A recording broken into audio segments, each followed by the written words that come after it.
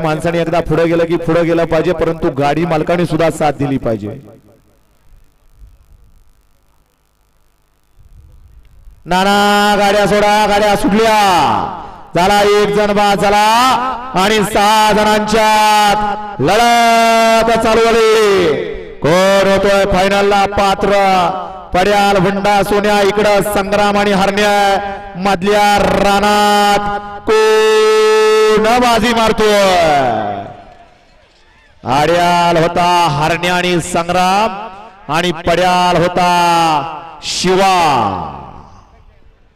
बाजी मारली कुणी?